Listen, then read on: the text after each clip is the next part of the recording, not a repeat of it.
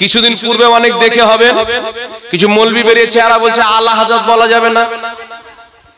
কেন বলা যাবে না? তো বলছে আমাদের নবীকে বলি হযরত মুহাম্মদ সাল্লাল্লাহু আলাইহি সাল্লাম, সাহাবীকে বলি হযরত আবু বকর রাদিয়াল্লাহু তাআলা আনহু, উমর রাদিয়াল্লাহু তাআলা আনহু, হযরত আলী রাদিয়াল্লাহু তাআলা আনহু। তো নবীও হযরত, সাহাবীও হযরত, আর তোমাদের ইমাম আহমদ রাজা খান রাহমাতুল্লাহ আলাইহি আলা হযরত, ইনি কি নবীর চাইতে বড়? আবার কোন মৌলবি দেখতে পাওয়া যায় বলে যে আলা হযরত, আলা মানে সবচাইতে বড়, তো সবচাইতে বড় তো আল্লাহ, তো আলা হযরত বলা শিরক। যুক্তি দেখেন বাবা। একজন আমাকে বলেছিল, বলছে আমি হচ্ছে আহলে হাদিস। আমি বলো, বলছে আমার একটা প্রশ্নের উত্তর দিতে পারবেন? আলহামদুলিল্লাহ, তোমাদের জ্বর ভাঙার জন্য তো জন্ম নিয়েছি, করো প্রশ্ন। তো বলছে প্রশ্ন হচ্ছে আলা হযরতকে, আলা মানে তো সবচাইতে বড়, তো সবচাইতে বড় তো আল্লাহ, তো সবচাইতে বড় আল্লাহ, তোমার ইমামকে আলা হযরত বলছো, তো তোমরা তো শিরক করলে। তো আমি তাকে জিজ্ঞাসা করলাম তোমরা ক ভাই? তো বলছে আমরা 4 ভাই। তা আমরা 4 ভাইয়ের মধ্যে সবচাইতে বড় কে? তো বলছে আমি সবচাইতে বড়। আমি বলছি এটাও তো শিরক করলাম, সবচাইতে বড় তো আল্লাহ, তো তুই কি করে সবচাইতে বড় হলি? তো বলছে হুজুর আপনি বুঝলেন না। আমি ওয়াহাবি বুঝাও। তো বলছে আপনি বুঝলেন না, আমরা যে 4 ভাই আছি, আমাদের 4 ভাইয়ের মধ্যে আমি সবচাইতে বড়, তো আল্লাহর সাথে কেন মিলাচ্ছেন? ভাইদের মধ্যে আমি সবচাইতে বড়। আমি বললাম আলা হযরত নিজের জামানার যত মৌলবি ছিলেন, ওই মৌলবিদের মধ্যে সবচাইতে বড়, তুই আল্লাহর সাথে কেন মিলাচ্ছিস? আল্লাহর সাথে কেউ তুলনা করে বলবে বাবা? কথা আমার বুঝে এসছে কি আসেনি? তো যদি আলা হযরতকে আলা হযরত সবচেয়ে বড় হযরত বললে আল্লাহর সাথে মিলাও, তাহলে বড় ভাই বলা যাবে না, কারণ বড় তো আল্লাহ। বড় বাপ বলা যাবে না, কারণ বড় তো আল্লাহ। বড় বাঁশ বলা যাবে না, কারণ বড় তো আল্লাহ। নাকি বলেন? তাহলে কোন জিনিসকে বড় বলতে হবে না, সবকে ছোটই বলতে হবে? তো না বাবা, আলা হযরত কেন বলা হয়? আলা হযরত নিজের জামানা থেকে নিয়ে আজ পর্যন্ত উনার মতন আলিম জন্ম হয়নি, তাই আজ পর্যন্ত উনি হচ্ছেন আলা হযরত, অর্থাৎ সমস্ত আলিমের মধ্যে বড় আলিম। বলেন সুবহানাল্লাহ। এতে কোনো অসুবিধা নাই। আপনাদের ফুরকানিয়া মাদ্রাসা আছে না নাই? এই মাদ্রাসায় কোন হুজুরকে বড় হুজুর বলেন কি বলেন না? এই বড় হুজুরের আরবি হলো আলা হযরত। কথা বুঝে এসছে? আমি একজন মৌলবীকে ফোন করেছে, মৌলবী আলা হযরত বলা যাবে না। আমি বললাম তোমাদের মধ্যে সবচেয়ে বড় আলিম কে? তো বলছে আমাদের মধ্যে সবচেয়ে বড় মাওলানা হচ্ছে জাকির নায়েক। চিন্তা করছেন? যার পোশাক হচ্ছে ইহুদিদের মতন, ও ওদের সবচেয়ে বড় মাওলানা। আমি বললাম আল্লাহ কুরআন পাকে বলেছেন আনতা মাওলানা ফানসুরনা আলাল কওমিল কাফিরিন। আল্লাহ কুরআন পাকে নিজেকে মাওলানা বলেছে, আর তুমি বলছো জাকির নায়েক সবচাইতে বড় মাওলানা। তাহলে শিরক হলো কি হলো না? জোরে বলো, শিরক হলো কি হলো না? তো বলছে হুজুর আমরা তো আল্লাহর সাথে মিলিয়ে বলিনি। কার সাথে মিলিয়ে বলেছো? বলছে আমরা মিলিয়ে বলেছি যে আমাদের মৌলবীদের মধ্যে সবচাইতে বড়। আমরা আলা হযরত আমরা আল্লাহর সাথে মিলিয়ে বলিনি। আলা হযরত মানে আমাদের মৌলবীর চাইতে সবচাইতে বড়। জোরে বলো সুবহানাল্লাহ। তো নিজের বেলা আরাম আর অন্যর বেলা হারাম, এর নাম হলো ওয়াহাবি মুনাফিক। এই মুনাফিক থেকে ঈমান বাঁচিয়ে রাখবেন বাবা। কেউ যদি আমাকে বড় হুজুর বলে, নাউজুবিল্লাহ, বলছে আমি একটা খুব ছোট্ট নগণ্য লোক। কেউ বলে আমাকে যদি বলে বড় হুজুর, কোন খারাপ হলো? ওর মনে হতে পারে বড় হুজুর। আপনাদের বাঙালির মধ্যে বড় বড় মুফতি আছে কি নাই? কে মুফতি জুবেরকে বলে দিল বড় মুফতি, কে মুফতি নাঈমুদ্দিন সাহেবকে বলে দিল বড় মুফতি, কেউ মুফতি গোলাম সালমানি সাহেবকে বলে দিল বড় মুফতি। তো যার নজরে বড় আছেন বড় বলে দিল, কোনো সমস্যা আছে? এবার যদি বলে যে আল্লাহ সবচেয়ে বড়, তোমার মৌলবীকে কেন বড় বললে? তো মনে করতে হবে আর ব্রেনে বাথরুম ভরা আছে, গোবর ভরা আছে, আর ব্রেন নাই। কারণ আলা হযরত বলতে কেউ আল্লাহর সাথে তুলনা করে না, নাউজুবিল্লাহ। আলা হযরত তিনার জামানার সবচাইতে বড় আলিম ছিলেন, তাই তিনার জামানার সব আলিমকে হযরত বলা হতো, আর তিনাকে আলা হযরত বলে সবার চাইতে বেশি সম্মান করা হতো। জোরে বলতে হবে সুবহানাল্লাহ। কথা বুঝে এসছে কি আসেনি বাবা? এখন আপনাকে কেউ যদি জিজ্ঞাসা করে, আপনারা বাঙালি মানুষ, আমি কিন্তু বাবা ঝাড়খণ্ডী মানুষ, আমি যদি জিজ্ঞাসা করি আপনাদের বাঙালির সবচেয়ে বড় আলিম কে, তো আপনারা একটা নাম লিবেন, করির হল একটা নাম লিবেন যে অমুক জন সবচেয়ে বড় আলিম। এবার আমি যদি বলি যে আপনি শিরক করলেন, কেন? যে আল্লাহ তো সবচেয়ে বড় আলিম, আল্লাহর একটা নাম আলিম আছে না নাই? জয় বলেন, একটা আল্লাহর নাম হলো আলিম। তো আমি যদি বলি আপনি শিরক করেন, কারণ আলিম তো আল্লাহ, তো আপনি বলবেন মৌলভী সাহেব পাগলামি করিয়েন না। কেন? বলছে আমাদের বাঙালের মৌলবীদের মধ্যে বড় আলিম বললাম। আল্লাহর সাথে কেন তুলনা করছে? আল্লাহর কি তুলনা আছে? তো অনুরূপ ভাবে আলা হযরতের জামানার সবচাইতে বড় হযরত, সবচাইতে বড় আলিম হওয়ার কারণে তিনাকে উপাধি দিয়েছেন ইমামগণ আলা হযরত। জোরে বলতে হবে সুবহানাল্লাহ। তাই এই ওয়াহাবি দুমুখী থেকে নিজেকে বাঁচিয়ে রাখে। আর ওয়াহাবিদের কিতাব তাজকিরাতুর রশিদের মধ্যে 17 জায়গাতে ওয়াহাবি নিজের মৌলবী হাজী ইমদাদুল্লাহ মুহাজিরিকে 17 জায়গাতে আলা হযরত লিখে রেখেছে। চিন্তা করছেন, নিজের বাপকে 17 জায়গায় আলা হযরত লিখে রেখেছে, কোনো সমস্যা নাই। আর আমরা বললি নাজায়েজ হয়ে গেল। কথা বুঝতে পারছেন বাবা? তাই এই ধরনের ফিতনাবাজ থেকে বেঁচে থাকতে আহলে সুন্নাত ওয়াল জামাতের আলিম ওলামার বক্তব্য শুনতে হবে। আজকের নাম জালসার নাম হচ্ছে বাবা উরসে আলা হযরত।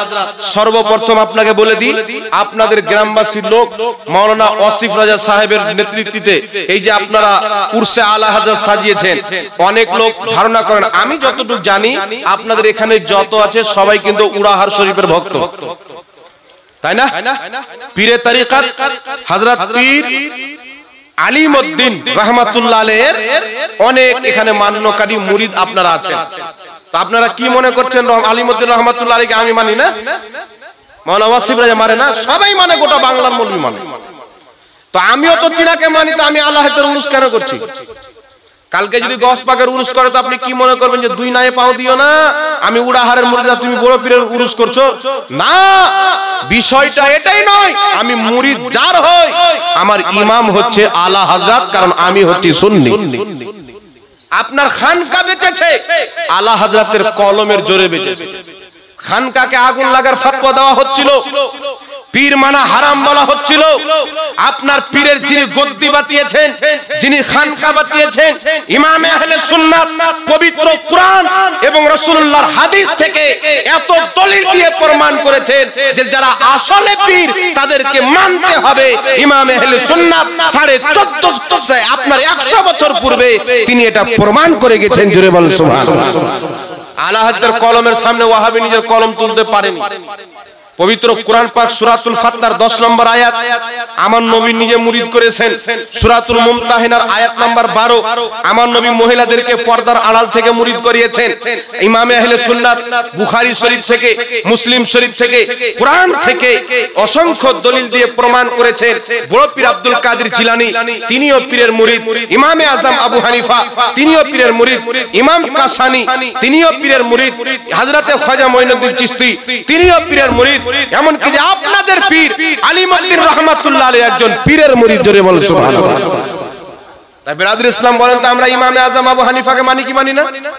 তাহলে তিনার যদি উরুস করি তো আপনি কি বলবেন যে দুই নায়ে পাও দিও না? এটা নয়। আপনি আলিমউদ্দিন রাহমাতুল্লাহ আলাইহির হাতে মুরিদ, আপনি অন্য পীরের হাতে মুরিদ হতে যদি যান তখন বলতে হবে দুনায়ে পাই দিও না। কিন্তু উরুস যত আল্লাহর ওলি আছে সবারই উরুস, সবাইকে স্মরণ করা এটা আমাদের ঈমানি দায়িত্ব। আমরা সব ওলিকে মহব্বত করব। উঠান তাফসিরে কবির দলিল নিয়ে যান, উঠান তাফসিরে কবির 11তম খণ্ড 198 পৃষ্ঠা 198 নম্বর পৃষ্ঠা, সৌদি আরবের ছাপ। এই কিতাবটি বাইরুত লেবানন থেকেও ছাপা হয়েছে। ইমাম ফখরুদ্দিন রাজি রাহমাতুল্লাহ আলাইহি বলছেন নিজের জামানার সমস্ত পীরের সম্মান অন্তরে রেখে একজনের হাতে মুরিদ হতে হবে। একজনের মুরিদ হয়ে অপর পীরকে যদি গালি দেন আপনার মুরিদ হওয়া কোনো কাজে আসবে? আরে জোরে বলেন না, কোনো কাজে আসবে না। আপনি আলিমউদ্দিন রাহমাতুল্লাহ আলাইহির মুরিদ, হাজারো মৌলবি আছেন বড় বড় আলিম আপনাদের বাংলার মাটিতে যিনারা আলা হযরতের দরবারের মুরিদ, কিন্তু যখন উড়াহারে উরুস হয় তিনারা মন প্রাণ দিয়ে হাজির হয়ে যায়। কেন হয়? আর আমি মুরিদ আলা হযরতের, আমি মুরিদ আপনার আলিমউদ্দিন সাহেবের, আমি মুরিদ আপনার খাজা মঈনুদ্দিন চিশতির সিলসিলার, কিন্তু আমি ভালো প্রত্যেক ওলিকে বাসি। জোরে বলেন সুবহানাল্লাহ। আল্লাহ কার ব্যাপারে বলেছেন? উঠান বুখারী শরীফের হাদিস। আল্লাহ তাবারাক ওয়া তাআলা বলছেন, আল্লাহ বলছেন মান আদালি ওয়ালিয়ান ফাকাদ আযানতুহু বিল হারব। যেই ব্যক্তি আমার কোন ওলির সঙ্গে দুশমনি রাখলো আমি আল্লাহ তার সাথে যুদ্ধ ঘোষণা করলাম। ওলি বেরেলী শরীফের হোক, আজমির শরীফের হোক, বাগদাদ শরীফের হোক, উড়াহারের হোক, পৃথিবীতে যেখানে আল্লাহর ওলি আছে তাকে মহব্বত করা আমার আপনার দায়িত্ব। জোরে বলেন সুবহানাল্লাহ। কথা বুঝে এসছি আসেনি বাবা? কিন্তু আমি মুরিদ কার? একজনের। মুরিদ কার? বাপ একটা হয় কিন্তু চাচা অনেকটা হয়। কথা বুঝেছেন? বাপ একটা হয় কিন্তু চাচা অনেকটা হয়। আজকে মনে হয় কিছু লোক আসেনি, আমি উড়াহারের মুরিদ, আলা হযরতের জালসাতে কেন যাব? আর উড়াহারের মুরিদ হওয়া কোনো কাজে আসবে না, লিখেলেন শরীয়তের ফয়সালা, এটা কোনো কাজে আসবে না। আপনি উড়াহারের মুরিদ, আপনি আব্দুল কাদের জিলানী গৌসে আজমকে মানেন কি মানেন না? জোরে বলেন। খাজা মঈনুদ্দিন চিশতিকে মানেন কি মানেন না? দাতা বাবার মাজার জিয়ারত করতে যান কি যান না? তো কেন মানেন? অনুরূপ ভাবে তো আলা হযরতকেও মানতে হবে। আলা হযরত ওয়াহাবি থেকে ঈমান বাঁচিয়েছেন। কোথায় থেকে ঈমান বাঁচিয়েছেন শুনেন। আপনাদের সম্মুখে একটু বয়ান না করলে বুঝতে পারবেন না। আমি আপনাদের সম্মুখে বলছি কয়েকটি আকীদা। আহলে হাদিস নামে ফিরকা বেরিয়েছে, দেওবন্দি নামের ফিরকা বেরিয়েছে, তবলিগি জামাত নামের ফিরকা বেরিয়েছে। তারা আকীদা লিখেছিল ইংরেজদের দেওয়া বেতন নিয়ে, কয়েকটি আকীদা লিখেছিল। কি আকীদা? দেওবন্দ মাদ্রাসার প্রতিষ্ঠাতা কাসিম নানওতাবি নিজের কিতাব তাহজুরুন নাসের মধ্যে লিখেছে, উম্মতি আমল করে নবীর সমতুল্য হয়ে যায় এবং নবীর চাইতেও আগে বেড়ে যায়। একজন উম্মত আমল করে নবীর সমান হয়ে যায় এবং নবী চাইতেও বেড়ে যায়, এটা ঈমান থাকবে? চোরে বলে। সেই তাহজুরুন নাস কিতাবের মধ্যে লিখছে, নবীর পরে নতুন নবী জন্ম নেওয়া সম্ভব। কেউ যদি বলে আমাদের নবীর পরেও নতুন নবী জন্ম নিতে পারে, মুসলমান না কাফির? আর জোরে বলতে হবে। তাই দেওবন্দ মাদ্রাসার প্রতিষ্ঠাতা কুফরি করে কাফির হয়েছে, এতে 0% এ কোনো ডাউট নাই। তারপরে চলে আসেন বারাহিনে কাতিয়া কিতাবের মধ্যে খলিল আহমদ আম্বেঠি তবলিগি জামাতীদের গুরু 122 পৃষ্ঠার মধ্যে কি লিখলো? নবীর জ্ঞান চাইতে শয়তানের জ্ঞান বেশি, নাউজুবিল্লাহ। তবলিগি জামাতের প্রতিষ্ঠাতা ইলিয়াস কান্দেওয়ালির পীর এবং শেখ তার ওস্তাদ রশিদ আহমদ গাঙ্গোহী ফাতাওয়া রশিদিয়ার মধ্যে লিখলো, আল্লাহ মিথ্যা বলতে পারে। দেওবন্দি এবং আহলে হাদিস উভয়ের বুজরুগ ইসমাইল দেহলভি কিতাবের নাম সিরাতে মুস্তাকিম 148 নম্বর পৃষ্ঠার মধ্যে লিখলো, নামাজের মধ্যে স্বামী স্ত্রীর সহবাসের শরণ আসলে নামাজ হয়ে যাবে, গরুর শরণ আসলে নামাজ হয়ে যাবে, গাধার শরণ আসলে নামাজ হয়ে যাবে, মুহাম্মদ রাসূলুল্লাহর শরণ আসলে নামাজ হবে না। নাউজুবিল্লাহ বলবেন। এই সমস্ত কিতাব আমার কাছে রয়েছে। তারপর আরেকটি কিতাব লিখলো আহলে হাদিসদের গুরু এবং দেওবন্দি দুই জামাতের গুরু ইসমাইল দেহলভি তাকওয়াতুল ঈমান কিতাবের মধ্যে লিখলো, নবী মরে মাটির সাথে মিশে গেছে, নবীর সম্মান বড় ভাইয়ের মতো করতে হবে, আল্লাহ ছাড়া কাউকে মানা যাবে না, নবী হোক ওলি হোক আল্লাহর শানের সামনে চামার চাইতো নোংরা, নাউজুবিল্লাহ। এই ধরনের কুফরি আকীদা দিয়ে মুসলমানের ঈমানকে যখন ধ্বংস করছিল, মুসলমানকে যখন কাফির বানাচ্ছিল, মুরতাদ বানাচ্ছিল, এমনি জামাতে বারেইলির সরতাজ আলা হযরত আজিমুল বরকত মুজাদ্দিদে দ্বীন ও মিল্লাত ইমাম আহমদ রাজা খাঁ ফাজিলে বেরেলভি রাদিয়াল্লাহু তাআলা আনহু একটা না দুটা না 1000 এর চাইতে বেশি কিতাব লিখে তাদের দাঁত ভাঙা জবাব দিয়ে সারা পৃথিবীর খানকারও হিফাজত করেছে, মুসলমানদের ঈমানেরও হিফাজত করেছে। বলুন সুবহানাল্লাহ। আলা হযরত কলম যদি না তুলতেন আপনিও বলতেন নবী মরে শেষ হয়ে গেছে। এটা আলা হযরতের দেন যে আপনি বলছেন সব তু জিন্দা হে ওয়াল্লাহ, তু জিন্দা হে ওয়াল্লাহ, মেরে চশমে আলম সে চুপ জানে ওয়ালা। আজকে আপনি উড়াহার শরীফের একজন বুজুর্গের হাত পেয়েছেন আলা হযরতের জন্য, নচেত আপনিও বলতেন পীর ধরা হারাম। বাংলাদেশের কিছু গাঁজাখোর মৌলবি বলে কি বলে না? জি, ইহুদি মৌলবি বলে পীর মানা হারাম আর নিজের নামের আগে লাগাচ্ছে শেখ। আপনারা জানেন পীরের আরবি কি? পীরের আরবি হলো শেখ। বাংলাদেশে যত গুদর মুন্সি ঘুমটা লাগিয়ে ওয়াহাবি শেখ সেজে আছে, শেখ অমুক শেখ অমুক, তারা বলছে পীর মানা হারাম। মানুষকে কিভাবে বোকা বানাচ্ছে। তো পীর মানা যদি হারাম হয় তাহলে শেখ মানা হারাম হবে কি হবে না? কারণ পীরের আরবি হলো শেখ। কথা বুঝে এসছে বাবা? কেউ যদি বলে ওয়াটার পান করা হারাম, তো পানি পান করা জায়েজ হবে? জি, ওয়াটার পানি দুটো এক না? না কি বলেন? ওয়াটার পানি দুটো এক। যদি কোনো ওয়াহাবি মৌলবি বলে ওয়াটার পান করা যায় তবে পানি পান করা হারাম, ওকে চামড়ার জুতো দিয়ে মারতে হবে কি হবে না? ও বাঙ্গালে রাখতে হবে না, আমাদের ঝাড়খণ্ডের রাঁচিতে নিয়ে যেতে হবে, পাগলাখানে ওকে কারেন্টের সকাল সন্ধ্যা শর্ট দিতে হবে, আল্লাহ দেয় তো ব্রেনটা ফিরবে। অনুরূপ ভাবে নামের আগে শেখ, পীর আরবি হলো শেখ, পীর হলো ফার্সি। তো পীর মানা যদি হারাম হয়, হারামজাদা তুই শেখ, তোকে মানেই তো হারাম। কথা বুঝতে পেরেছেন বাবা? শেখ মানেই তো হারাম। তো ওয়াহাবি খুব ডেঞ্জার বাবা, নিজে পীর মেনে রেখেছে, কাজ্জাব বিন ইহুদিকে পীর মানে। এটা দাঁড়িওয়ালা মুজাফফর বিন মহসিন শয়তান আছে, শয়তানকে পীর মানে। হাজারো শয়তান দাঁড়িয়ে আছে বাংলাদেশে, এদের সবারই নামের আগে বলে শেখ, মানে সবাই পীর। ওরা আরবিতে পীর মানলে যায়, যারা আমরা ফার্সিতে মানলে না যাই। মানে নামাজ পড়া যাবে না, সালাত পড়তে হবে। নামাজ তো ফার্সি, সালাত তো আরবি, রোজা তো ফার্সি, সিয়াম হচ্ছে আরবি, পীর হলো ফার্সি আর আরবি হলো শেখ। জোরে বলেন সুবহানাল্লাহ। তো পীর মানা যদি হারাম হয়, সমস্ত ওয়াহাবি হারাম কাজ করে শেখ মেনে। কথা বুঝে এসছে বাবা? তো কোন ওয়াহাবি যদি বলে আমরা পীর মানি না, তাকে বলবি হারাম কর, পীর মানিস না তো শেখ কেন বলছিস তোদের মৌলবীকে? কারণ পীরের আরবি হলো শেখ। কথা বুঝে এসছি আসেনি বাবা? তাই এই ধোঁকাবাজ থেকে বাঁচবেন। এরা মুনাফিক চাইতো ডেঞ্জার, একদম সব চাইতে আলাদা দরজার মুনাফিক। আল্লাহ হেদায়েত দান করুক, সকলে পড়ুন আল্লাহুম্মা আমিন। এমতে মুনাফিককে আল্লাহ হেদায়েত দেয় না, তবু আমরা দোয়া করতে পারি, কারণ আল্লাহ কাকে কবে হেদায়েত দিবে এটা কেউ বলতে পারে না। তাহলে মশলা কি বুঝতে পারলেন বাবা? মুরিদ একজনের হাতে হতে হয়, সম্মান সবারই করতে হবে। আমি যদি বলি আমি হুজুর তাজুস শরিয়ার মুরিদ, আমি আলা হযরতকে কেন মানবো? বড় পীর আব্দুল কাদের জিলানীকে কেন মানবো? খাজা মঈনুদ্দিন চিশতিকে কেন মানবো? তো তোমার পীর যে পীর হয়েছে, তো আব্দুল কাদের জিলানীর গুণ গেয়ে হয়েছে। তোমার পীর যে পীর হয়েছে, তো খাজা মঈনুদ্দিন চিশতির সিলসিলাকে মেনে হয়েছে। তোমার পীর যে পীর হয়েছে, আলা হযরতের মাসলাককে মেনে হয়েছে। জোরে বল সুবহানাল্লাহ। তাই আপনি উড়াহার শরীফ যান, আমরা কি যাই না? এবার আমি যেতাম, কোনো কারণে যেতে পারিনি, কিছুদিন হলো উরুসটা হলো, বড় বড় আলিমরা গিয়েছে, যাইনি। মুরিদ হচ্ছে তাজুস শরিয়ার, যাচ্ছে উড়াহার শরীফের উরুসে, কারণ তারা জানে ওলি বরেলির হোক আর ওলি উড়াহারের হোক, দুটোই হচ্ছে সুন্নিদের ওলি। ওয়াহাবিদের কোনো ওলি হয় না, ওরা তো মুসলমানই নয়। না কি বলেন বাবা? ওলি হবে মুসলমানের মধ্যে, ও তো মুসলমানই নয়। তাই আপনি মুরিদ যেখানকার হোক, আপনাকে আলা হযরতকে মানতে হবে। আলা হযরত আপনার আকীদা বাঁচিয়েছেন, আপনার ইমাম, আপনার মুজাদ্দিদ। রাসূল পাক বলছেন প্রত্যেক 100 বছর পর আল্লাহ তাবারাক ওয়া তাআলা একজন মুজাদ্দিদকে পাঠান, যিনি এসে মিটে যাওয়া সুন্নাতগুলিকে জিন্দা করেন। মানুষের আকীদা যেগুলো মুছে বেদিনেরা, সেইগুলোকে জাগিয়ে পৃথিবীকে সঠিক দিশা দেখিয়ে চলে যান।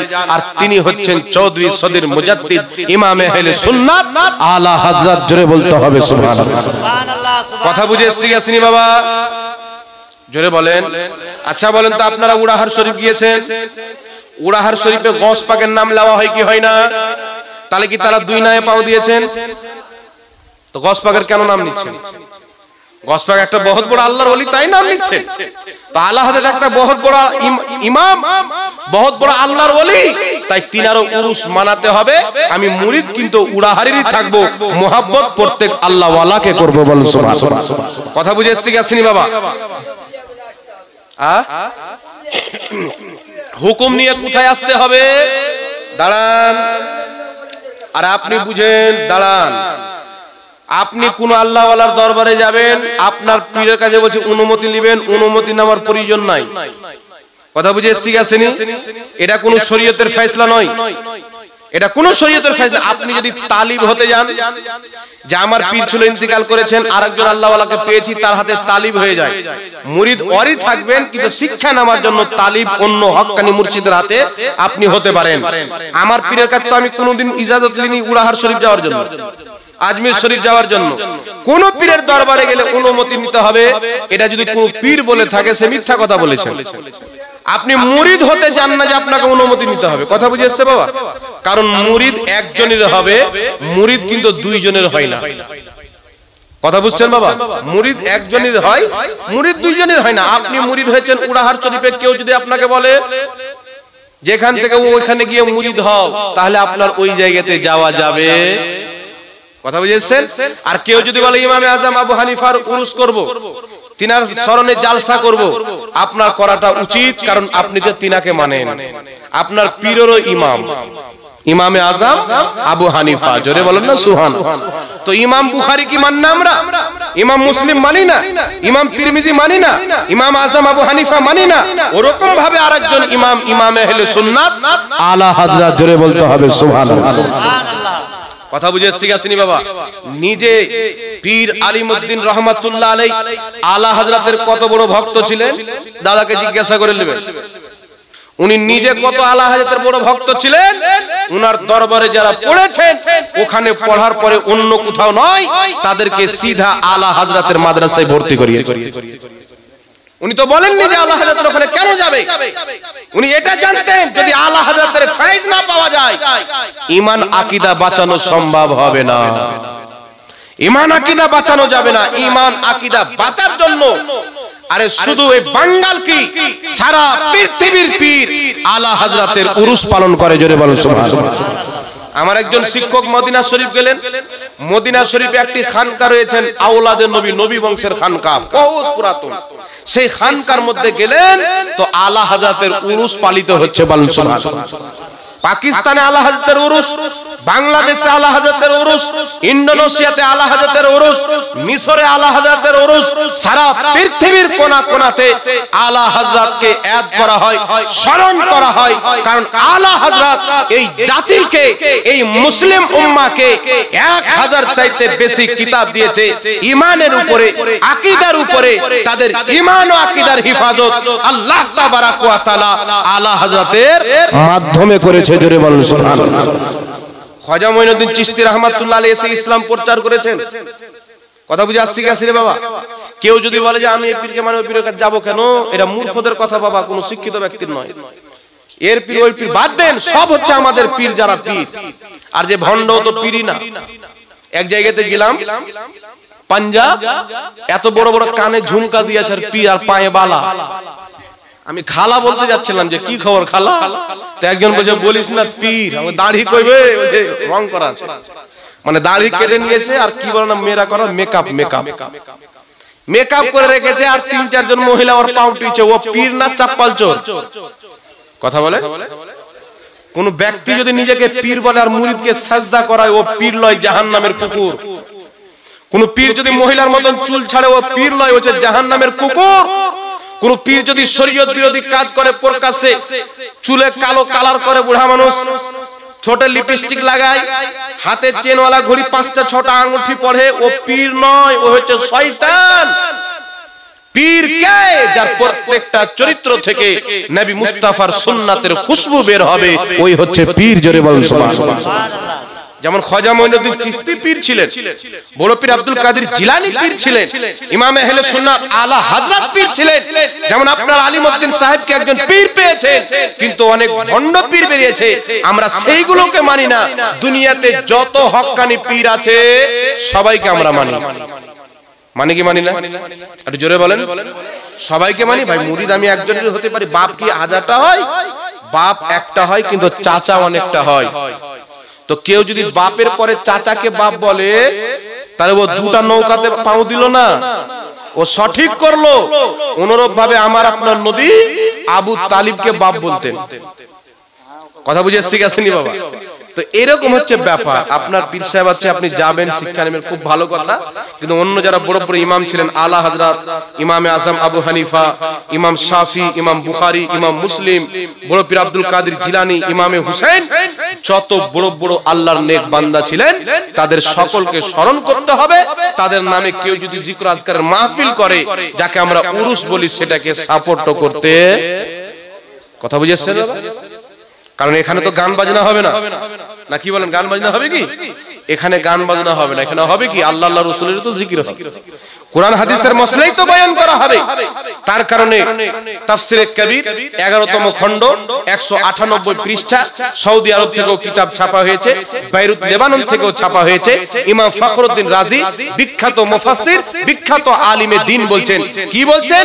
বলছেন তোমার জামানার সমস্ত হক্কানি পীরের মহব্বত অন্তরে রেখে একজনের হাতে মুরিদ হতে হয়, জোরে বলেন সুবহানাল্লাহ। বক্তব্য বুঝতে পারলাম? ইমাম শারানি রাহমাতুল্লাহ আলাইহি বলছেন তোমার জামানার সমস্ত হক্কানি পীরকে মহব্বত করো, একজনের হাতে মুরিদ হও, সম্মান সবারই করো, গুণগান সবারই করো। তারপরে ইমাম ইবনুল হাজ রাহমাতুল্লাহ আলাইহি আল মুদখাল কিতাবের মধ্যে লিখেছেন নিজের জামানার সমস্ত আউলিয়ায়ে কেরামের মহব্বত, পীরানে জামের মহব্বত, মাশায়েখদের মহব্বত অন্তরে রাখতে হবে, একজন শেখের হাতে মুরিদ হতে হবে। একটু জোরে বলেন না সুবহানাল্লাহ।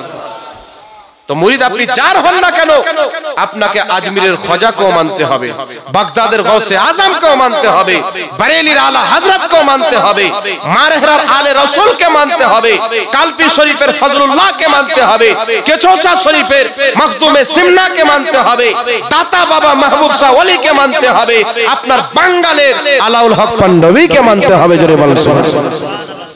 আর আপনি বলেন আমি অমুক ওলিকে মানি না, তো আপনি পীরের মুরিদ হয়ে কি করবেন? কথা বুঝে শিখেছিনি বাবা? আমি একজন পীরকে পাওয়ার জন্য একজন পীরকে গালি দিয়ে দিলাম, এটা আপনার কোনোদিন কাজে আসবে না। কারণ পীরেরা কোনো ভাগ নয়, এরা সবাই আমাদেরকে আল্লাহর দিশা দিবে। আর ওই পীরের দরবারে যাওয়া যায় যার কাছে গেলে আল্লাহর ঠিকানা পাওয়া যায়, নামাজের কথা বলে, রোজার কথা বলে, হালাল পথে চলতে পারে, হারাম থেকে বাঁচতে পারে, ওই দরবারে যেতে হবে। আর যেই দরবারে হারাম কাজ হয় ওই দরবারে আগুন লাগিয়ে জ্বালিয়ে দিতে হবে। কেউ যদি দরবার খুলে রাখে আর সেই দরবারে গাঁজা টানে, আগুন দিয়ে জ্বালিয়ে দিতে হবে। দরবার খুলে রাখে আর দরবারে মদ পান করায়, ওই দরবারকে ভেঙে দিতে হবে। যদি দরবার ডুপ্লিকেট থাকে আর যদি আল্লাহ ওয়ালাদের দরবারে কেউ বসে গাঁজা পান করে, ওর চামড়া টেনে গালে মেরে জড়ো করে দিতে হবে। কারণ আল্লাহ ওয়ালাদের দরবার ওটা গাঁজা খাওয়ার জায়গা নয়। আল্লাহ ওয়ালাদের দরবার হচ্ছে ইবরাত হাসিল করার। যেমন আল্লাহর এত বড় বান্দা চলে গেছে, একদিন আমাকেও যেতে হবে, এই জন্য তাদের মাজারে যেতে হয়। আর অনেক কেউ দেখবেন পাথর চাপড়ি গেলাম বাবা, দুঃখের কথা কি বলবো, রমজান মাসে মনে হয় 6 রোজাতে, আর পেশাব করতে যাবে একটু সাইডে নিয়ে গেল তো 3 জন লম্বা লম্বা দাড়ি সা সা করে গাঁজা টানছে, ফারাক্কার বোমা ফেল। এনডিপিসি দেখেছেন ফারাক্কা? রমজানের দিনের বেলা গাঁজা টানছে। আর ওখানে যে একজন আল্লাহ ওয়ালা শুয়ে আছে, ওনার কি কোনো দোষ আছে? দোষ আছে ওখানকার খাদিমের। কেন জানেন? ওখানে ব্যবসা চালু করেছে অনেক। ব্যবসাটা কি? মানুষ আসবে গাঁজা টানুক, ফাঁজা টানুক, মেলা দিব, গান দিব, ঢোল তাসা দিব, মানুষ আসবে, টাকা দান করবে, খাবো, পেট কিরকম বাড়াবো, চাদর চাপাবে, মুরগালি আসবে। আপনার খুব যদি আরমান থাকে মুরগা নিয়ে যাও আল্লাহ ওয়ালার মাজারে, আপনি ওই মুরগাকে, খাসি নিয়ে যাও, ওই খাসিকে মাদ্রাসার তালিব ইলমদেরকে খাইয়ে দেন, আল্লাহ ওয়ালা আপনার প্রতি বেশি খুশি হবে। আর আপনি মাজারে গিয়ে ছেড়ে দিলেন, ওই খাদিম হারামখোর খেয়ে পেট উঁচা করে নিল। এত কোটি কোটি টাকা আল্লাহ ওয়ালাদের মাজারে ইনকাম হয়, এই হারামখোর খাদিমরা একটা মাদ্রাসা চালায় না। চালাতে পারতো কি পারতো না বাবা? এই জোরে বলেন। ওই টাকাতে যদি কোনো মাদ্রাসা চালাতো, ওই টাকাতে যদি কোনো খানকা চালাতো, ওই টাকাতে যদি কোনো মিশন চালাতো, দ্বীন ইসলামের যদি খিদমত করত, আমরা ওখানে টাকা দিতাম। যেই মাজারে টাকা দিলে টাকাটা ইসলামের কাজে লাগে না, ওই মাজারে টাকা দেওয়া যাবে, চাদর চড়া যাবে, কিছু চাপানো যাবে না। আর যেখানে মাদ্রাসা চলছে, ভাই আমি টাকা দিব, 10টা লোক কোরআন পড়তে শিখবে, বুখারী শিখবে, মুসলিম শিখবে, আমার টাকা দেওয়াও নেকি, তাদের লাওয়াও নেকি। আর এখানে দিলে খাদিম পেট উঁচা করে নেবে। কিছু কিছু মাজারের খাদিম দেখেন ও হাঁটতে পারে না, মানে খেয়ে খেয়ে বিলাইতি কুকুর হয়ে গেছে, আর দেশি কুকুর নাই। ব্যবসা করছে এখন মাজারকে নিয়ে, বড় বড় মেলা, মহিলা, ছেলে, আজমির শরীফ যান। এত বড় আল্লাহর ওলি কে মানে না? এত বড় আল্লাহর ওলি খাজা মঈনুদ্দিন চিশতি, জিনার মাধ্যমে আমরা ইসলাম পেয়েছি। আজকে তিনার মাজারে দেখেন কোন ফিল্ম স্টারকে, নরেন্দ্র মোদীকে, অমিতাভ বচ্চনকে, মহিলাকে, হিজড়াকে, ছাক্কা, কুকুর যদি যায় পয়সা পায়, ওখানকার খাদিম ভরে নেবে, কারণ ওরা জন্মই টাকাতে হয়েছে। ও টাকা ছাড়া কিছু বুঝে না। খাজা মঈনুদ্দিন চিশতি রাহমাতুল্লাহ আলাইহির মাজারের নামে ব্যবসা করছে। তাই আপনাদেরকে বলি শুনেন, রাসূল করিম সাল্লাল্লাহু আলাইহি ওয়াসাল্লাম বলেছেন, আমি তোমাদেরকে কবর জিয়ারত করতে, মাজার জিয়ারত করতে নিষেধ করতাম, ফাজুরুহা, এখন তোমরা জিয়ারত। মাজার জিয়ারত করা সুন্নাত। আল্লাহ ওয়ালাদের মাজারে তাদের ওসিলা দিয়ে দোয়া করলে দোয়া কবুল হয়। মুসান্নাফ ইবনে আবি শাইবার মধ্যে হাদিস, বৃষ্টি হচ্ছিল না, সাহাবা ইকরাম নবীর রওজাতে গিয়ে দোয়া করেছেন। আরেকটি জামানায় তাবেঈনদের জামানায় বৃষ্টি বন্ধ হলো, তারা হযরত আমিরে মুআবিয়ার কবরে গিয়ে দোয়া করেছেন। হযরত রাজা আলী রাহমাতুল্লাহ রাদিয়াল্লাহু তাআলা আনহুর জামানার মুসলমান তার কবরে গিয়ে দোয়া করেছেন। ইমাম বুখারী রাহমাতুল্লাহ আলাইহির জামানায় বৃষ্টি বন্ধ হয়ে গেল, তিনার ইন্তেকালের পর তিনার কবরে গিয়ে মুহাদ্দিসগণ দোয়া করলেন, তার ওসিলা দিয়ে আল্লাহ বৃষ্টি দিলেন। যুগ যুগ থেকে মুসলমান গিয়েছেন। তাই সিয়ার ও আলামিন নুবালার মধ্যে ইমাম যাহাবী লিখেছেন, আদ-দুআ মুস্তাজাবুন ইনদা কুবুরিল আমবিয়া ওয়াল আউলিয়া, আল্লাহ ওয়ালাদের কবরে, নবীগণের কবরে তাদের ওসিলা দিয়ে যে দোয়া করা হয়, আল্লাহ সেই দোয়া কবুল করে নেন। সুবহানাল্লাহ সুবহানাল্লাহ। তো ওখানে গিয়ে দোয়া করব, ঠিক আছে, মাথা ঠুকবো, সাজদা করব, জোরে বলেন। আল্লাহ ছাড়া কাউকে সাজদা করা যাবে? ওখানে যান, জিয়ারত করেন, চলে আসেন। কোনো মাজারে গিয়ে ফালতু চাদর চাপাবেন না। আপনি যাচ্ছেন, গেছেন, একটা আল্লাহওয়ালার কবর আছে, মাজার শরীফ আছে, ওখানে কোনো চাদর নাই। ফাতাওয়া শামির মধ্যে লেখা আছে, ফাতাওয়া হিন্দিয়ার মধ্যে লেখা আছে, আপনি একটি চাদর চাপিয়ে দেন, জায়েজ আছে। কিন্তু আপনি গেলেন, দেখছেন অলরেডি চাদর আছে, দ্বিতীয় চাদর চড়ার কোনো প্রয়োজন আছে? কোনো প্রয়োজন নয়। আপনি দেখছেন ওখানে মাদ্রাসা চলছে, টাকা দিলে টাকাটা মাদ্রাসায় লাগবে, আপনি টাকাটা দেন যেন আপনার টাকাটা ইসলামিক শিক্ষাতে লেগে যায়। টাকা দেওয়া আপনার জায়েজ আছে, কিন্তু ওই টাকা দিলে যদি খাদিম পেটে খেয়ে নেয়, মাদ্রাসায় না লাগে, ইসলামের কাজে না লাগে, ওখানে টাকা না দিয়ে রাস্তায় যে ফকির বসে থাকে, ওই ফকিরকে দান দেন। আর ইসালে সওয়াবের নিয়ত করলেন যে আমি টাকা দান করলাম এই আল্লাহর ওলির নামে, খাজা গরিব নওয়াজের নামে, দাতা বাবার নামে, তাহলে ওই আল্লাহওয়ালা আপনার প্রতি বেশি সন্তুষ্ট হবে। জোরে বলেন সুবহানাল্লাহ। কথা আমার বুঝতে পারছেন কি পারেন না বাবা? আরে জোরে বলতে হবে, বুঝতে পারছেন? আল্লাহ আপনাদেরকে বুঝার তৌফিক দান করুক। তাই বাবা কোনদিন খবরদার এটা আমার পীর, এটা আমার পীর এইগুলো বলবেন না। যারা হক্কানি পীর সবাই হচ্ছে আমাদের পীর। যদি আমি মুরিদ একজনের, কিন্তু সম্মান করব। কথা বুঝে এসছে বাবা? এটা হচ্ছে ঈমানদারের চরিত্র। আচ্ছা, আমরা কলমা কয়জন নবীর পড়েছি? একজনের না? লা ইলাহা ইল্লাল্লাহ মুহাম্মাদুর রাসূলুল্লাহ সাল্লাল্লাহু আলাইহি ওয়াসাল্লাম। আমরা কলমা পড়েছি একজন নবীর, কিন্তু মানি সব নবীকে। এই মানি কি মানি না? মুহররমে যে রোজা রাখেন কার জন্য? মুসা নবীর জন্য। আমার নবী হিজরত করে মদিনা আসলেন, দেখছেন ইহুদিরা রোজা রাখছেন। জিজ্ঞাসা করলেন ইহুদিরা কেন রোজা রাখে?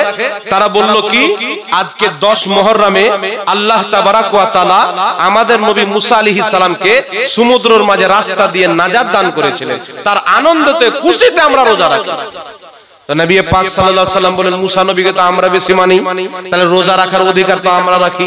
তখন আমার আপনার নবী রোজা রাখলেন আর বললেন আগামী বছর যদি আমি বেঁচে থাকি তাহলে 2টা রোজা রাখব। সুবহানাল্লাহ বলবেন। তাহলে যেই মুহররমে আমরা রোজা রাখি কার জন্য? মুসা নবীর স্মরণে। তাহলে কলমা পড়ি মুহাম্মদুর রাসূলুল্লাহর, কিন্তু স্মরণ করি প্রত্যেক নবীকে। জোরে বলতে হবে সুবহানাল্লাহ। ইউনূস আলাইহিস সালামকে স্মরণ করি, তিনার জীবনী শুনি কি শুনি না? মুসা নবীকে স্মরণ করি, ইউসুফ আলাইহিস সালামকে স্মরণ করি। যেমন ভাবে মানি প্রত্যেক নবীকে, প্রত্যেক নবীর গুণগান করি, কিন্তু কলমা একজন নবীর পড়েছি। সমস্ত আউলিয়ায়ে কেরাম, মাশায়েখিনে এজামকে আমরা অন্তরে রাখি, কিন্তু একজনের হাতে মুরিদ হই, কাউকে আমরা খারাপ যে ভণ্ড আছে ওকে বলতেই হবে খারাপ। হক্কানি যারা শরীয়ত অনুযায়ী পীর, তাদেরকে আমরা কোনোদিন খারাপ বলতে পারি না, তাদেরকে মানতে হবে। এটাই হচ্ছে শরীয়তের চূড়ান্ত ফয়সালা। একটু জোরে বলতে হবে সুবহানাল্লাহ।